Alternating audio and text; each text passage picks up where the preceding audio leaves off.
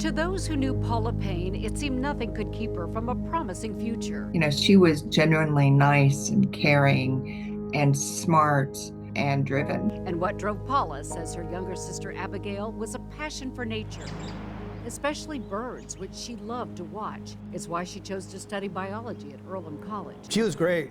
Yeah, she was super enthusiastic. Tom Hissong was the curator of education at the Dayton Museum of Natural History, where Paula was teaching classes to children in the summer of 1977. The kids really paid attention to her and followed her, and yeah, she was remarkable.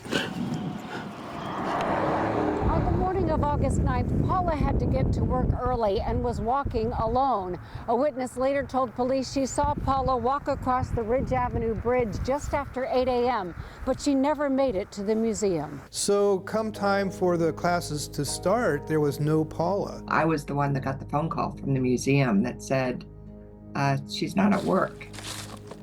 Hissong and a co-worker went searching for Paula and backtracked along the now overgrown wooded trail that used to lead to the museum's main entrance. Right about in here is where we saw something had been, scuffled the leaves. This police diagram shows the killer dragged Paula about 80 feet into the woods. We kind of walked that direction, and then there she was. A discovery he cannot forget. It tore me apart. It was something that devastated not only me, but devastated my parents. And, I'm sure my parents never recovered from it.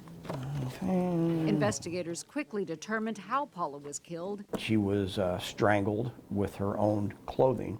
Her blouse actually was used to tie around her neck. It's unclear if she was sexually assaulted. It's not something we can rule out because there were other things that occurred to her, such as a bite mark on her breast. But figuring out who did it has proven difficult. Cold case detective Doyle Burke says they are now zeroing in on Paula's blouse, which has never been tested for DNA. When you can put that murder weapon in somebody's hands, it's going to be difficult for somebody to work their way out of that. They've sent that murder weapon and other evidence to the lab, hoping today's advanced forensics can lead them to the killer.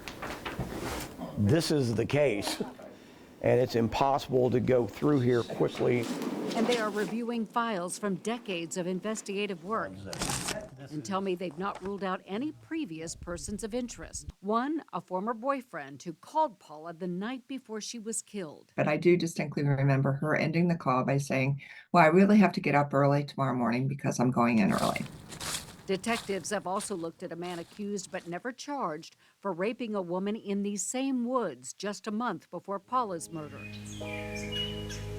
Tom Hissong calls himself a peace-loving man. So that person has lived 46 years, all right, out, free. But when it comes to the person who killed his friend, It would be hard for me to contain my rage and not go after that person with my hands ready to go around his neck. Abigail Payne wants her sister's killer to go to prison. After 45 years, you learn to live with it, right? But there would be a huge amount of comfort that I would receive from it. Comfort in finally knowing who stole the life of a promising young woman, here among nature and the birds that she loved.